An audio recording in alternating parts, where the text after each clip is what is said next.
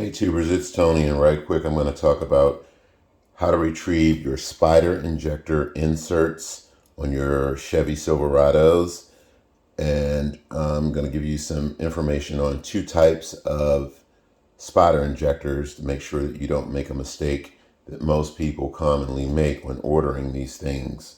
So what typically happens, guys, is for whatever reason when you need to replace your spider injectors on your Chevy Silverados, when you go to remove the plenum and then start pulling the old spider injectors out, a lot of times these little inserts will stay down in the engine. And don't worry, they're not broke. They just disconnected and they're down in the engine.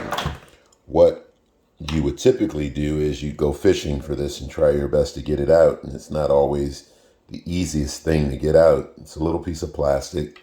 So what I've come up with, guys, is I've gotten myself a pair of linesman pliers or any type of pliers, whatever works for you, propane tank. And what I do is I heat up an old screwdriver as hot as I possibly can get it till it's bright red. Then I take my linesman pliers or regular pliers and I bend it into a hook-like device.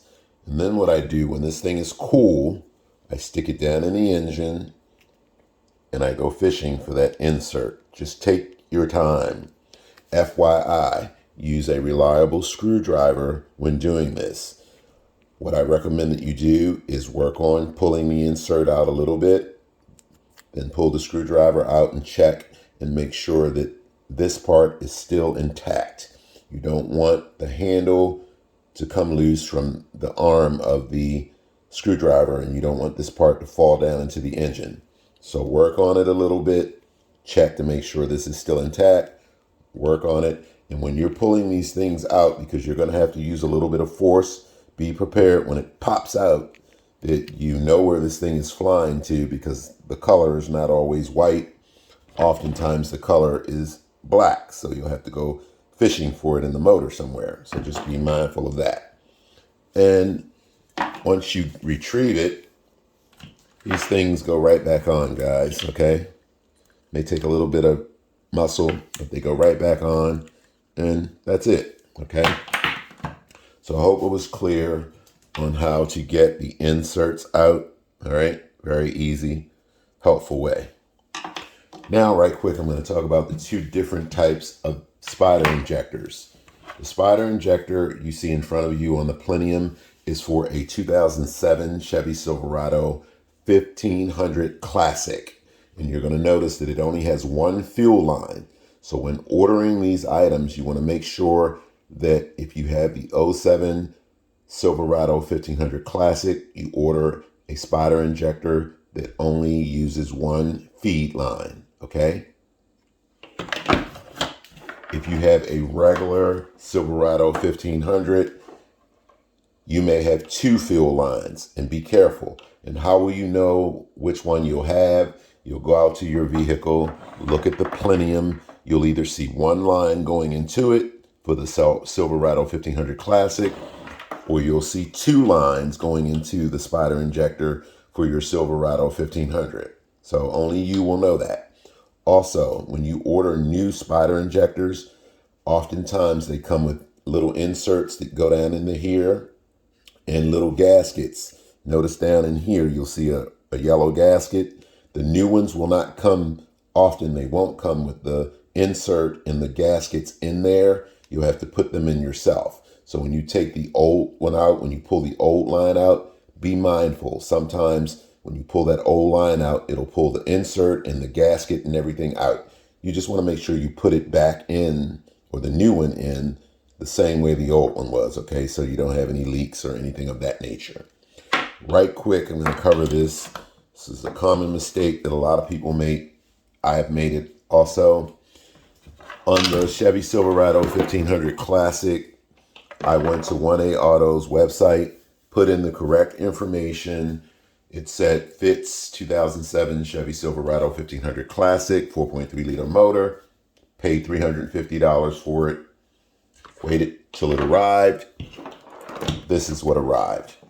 I did not catch that this was not a dead hole. I thought it was a dead hole because that's what I selected. When I put this stuff in the vehicle, hooked it up, turned the key, fuel was spitting out of this hole. Well, I quickly figured out that it was the wrong one, contacted 1A Auto's customer service. The gentleman explained to me that yes, it's listed incorrectly on our website. We don't carry that item anyway, but however, because fuel ran through it, there's nothing we can do for you. So I was out of $350. I'll probably sell it on eBay or give it to a friend or something. Who knows? I'll always have a need for it, but I won't throw it away. So the point is, when you're ordering these items, make sure you're ordering, if you have 2 fuel lines, make sure you're ordering one that has a feed line and a return line, okay? Very important. You will know, you're the only person that will know if you need the one that has or accepts 2 fuel lines, because when you go out to your vehicle and look, you're going to see 2 fuel lines. That's what you need to order. If you have the 07 Silverado 1500 Classic, you're only going to see 1 line. Then you'll know what you need to order. For those of you who have the 07 Silverado 1500 Classic, you can find this on rockauto.com's website. It's like $160. They want a $100 core because they want the old one back, but it's way cheaper than purchasing it anywhere else, okay? Now, the next thing I want to talk about right quick is when you go to install your new spider injector, and before you put that plenium over the spider injector, what you want to do is put a little bit of lubricant around the plenium, put your gasket on there, let it dry a little bit, make sure it's on there, seated correctly. And then before you put the plenium over the spider injector, what you want to do is take some grease. Get yourself some regular grease.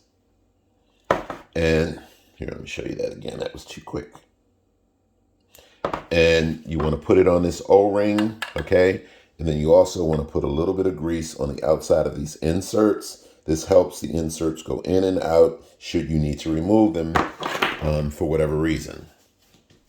So when you put that grease around that O-ring seal and drop this plenium over top of the spider injector, it will go over it and seat correctly. Oftentimes, a lot of folks will reach out to me and say, I replaced all of this stuff. I put it all together, started the vehicle up. I now have an engine misfire. The reason why you have an engine misfire is because somewhere around in here, it's not seated, and especially for those of you that did not use grease, trust me, it's not seated correctly, and it's leaking somewhere around this rim here, okay? Somewhere around this rim, it's leaking, causing that misfire. So then you need to go back and fix that problem by putting grease around it and reinserting the plenium, making sure that it's all the way down. For those of you who have often asked, how do you get this cap off? On both sides of the cap, there are little locks. You need to pull both of them back at the same time, and then you can pull this cap off of the spider injector. Take your time with this stuff, guys. It's a very doable job. You can get it done. And again, you want to make sure that this thing is completely seated. There's an orange O-ring seal down in there, and it's gone. It's simply gone because I used grease. And what I did was pushed it all the way in, and I wanted to show you that it must be completely seated. And if you look down in the corner, you'll see the grease kind of glowing in the corner. That's what you want, okay? You want this spider injector's top to be pushed all the way up or down, or you want to push the plenium all the way down over this, but this head here must come all the way out and be sealed around the top of the plenium, okay? So I hope this short video has been helpful. Apologies for doing a lot of talking, guys, but again, we video makers, when we're talking, we should be giving you information as it pertains to getting the job done. Thanks for watching, and catch you next time.